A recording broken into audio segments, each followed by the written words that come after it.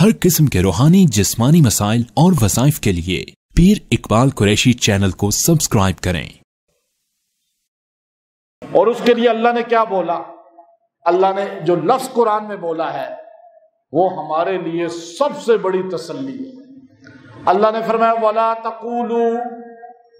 تَقُولُوا لِمَن يُقْتَلُ فِي سَبِيلِ اللَّهِ أَمْوَاتٌ، مت بولو جو اللہ کی راہ میں قتل ہو جائے، شہید ہو جائے، اس کو مت بولو مردہ، مت کہو یہ میت ہے، ڈیڈ باڈی ہے۔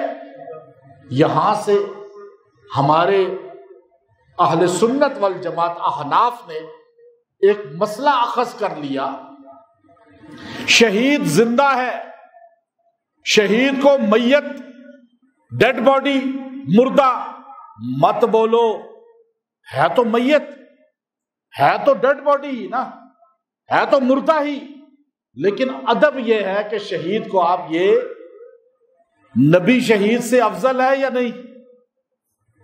نبی خود بھی شہید ہے ہمارے، زہر دیا گیا تھا، ابو بکر کو زہر دیا گیا تھا، وہ الگ واقعہ ہے۔ ہم کہتے ہیں جب شہید کو میت مت بولو تو نبی کے لیے میت کا لفظ کیوں بولتے ہو؟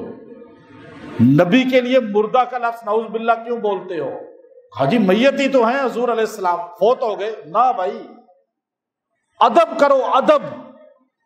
اللہ نے کہا شہید کا ادب کرو، جس نے شہید کو مرتبہ دلایا، کیا اس نبی کا ادب نہیں ہوگا؟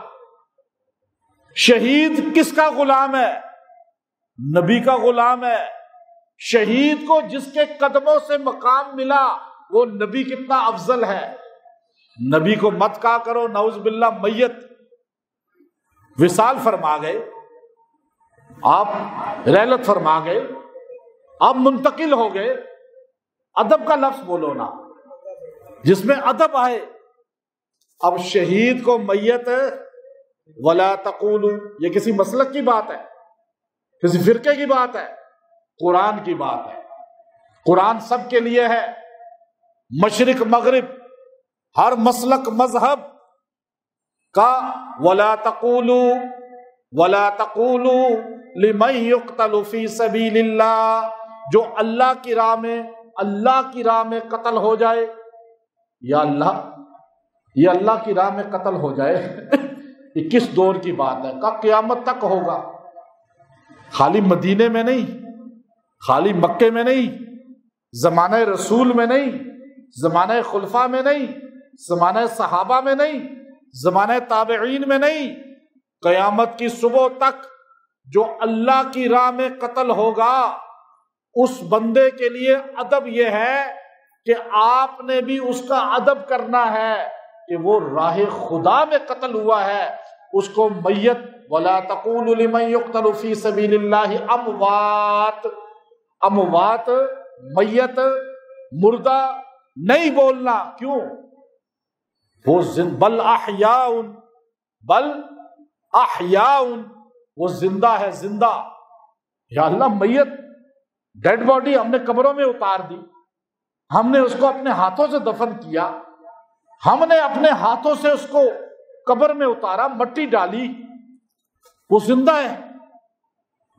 ایک جگہ فرمایا عند ربہم یرزقون، تمہارا رب انہیں رزق دیتا ہے۔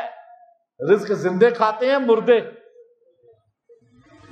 ڈاکٹر کہے تو یقین کر لیتے ہیں، اللہ کہہ رہا ہے یقین کیوں نہیں کرتے؟ بندہ کومے میں ہے، بالکل میت بنا ہوا ہے ہاسپٹل میں، لیکن بیڈ خوبصورت نظر آ رہا ہے، وینٹیلیٹر نظر آ رہا ہے، لیڈیں لگی ہوئی نظر آ رہی ہیں، ڈاکٹر کافر کہہ رہا ہے، یقین کر رہے ہیں کہ یہ زندہ ہے، اس کو ہم رزق پہنچا رہے ہیں نلکیوں کے ذریعے، لیڈوں کے ذریعے، بس کبھی بھی ہوش میں آ سکتا ہے یا مر بھی سکتا ہے، لیکن ابھی زندہ ہے۔ لیکن آپ کو دیکھنے میں زندہ نہیں لگتا، ہاتھ نہیں ہل رہے، پیر نہیں ہل رہے، سر نہیں ہل رہا، آنکھیں نہیں حرکت کر رہی۔ یہ ساری چیزیں حرکت کریں گی تو زندہ ہوگا نا، لیکن ڈاکٹر کہہ رہے ہیں تو یقین ہے، اللہ کہتا ہے تو یقین کیوں نہیں؟ اللہ کہتا ہے بل احیاء، یہ زندہ ہے، بلکہ یہ زندہ ہے، عند ربہم یرزقون، دوسری جگہ وہاں کا اللہ انہیں رزق دیتا ہے. جیسے ڈاکٹر مریض کو لیڈیں لگائے ہوئے ہے، ڈاکٹر اسے رزق دے رہا ہے تو آپ اسے قبر میں نہیں اتارتے، یقین کر کے. ڈیڈ باڈی، میت جو ہے، جو شہید ہو جاتا ہے، اس کی زندگی اللہ کہہ رہا ہے، رزق اس کو اللہ کہہ رہا ہے، پہنچ رہا ہے. اور دوسری جگہ فرمایا وَلَٰكِن لَا تَشْعُرُونَ، وَلَٰكِن لَا تَشْعُرُونَ. اس کی زندگی یا اللہ کیسی ہے؟ ویسے ہو رہی ہے. کیسی زندگی ہے اس کی؟ کہا ایسی زندگی ہے کہ تم سوچ بھی نہیں سکتے، تمہیں شعور ہی نہیں ہے، تمہاری یہ کھوپڑی اتنی ہے ہی نہیں کہ تم وہاں تک پہنچ سکو. شہید زندہ ہے تو نبی بھی تو زندہ ہے نا، نبی بھی تو قبر میں زندہ ہے. شہید کے لیے وَلَٰكِن لَا تَشْعُرُونَ، تو نبی کے لیے بھی تو اس سے افضل یہ لفظ ہے کہ نبی کی زندگی بھی قبر میں نبی زندہ ہے. وہ کون سی زندگی ہے ہم نہیں جانتے، ہمارا علم نہیں ہے اتنا. ہم اتنا کہتے ہیں شہید زندہ ہے تو نبی بھی، اس لیے کہ نبی کا غلام زندہ ہے تو نبی کیسے ہو سکتا ہے کہ زندہ نہ ہو؟ اور نبی تو خود بھی شہادت کا مقام پایا ہوا ہے، اور نبی تو خود شہیدوں سے افضل مقام ہے.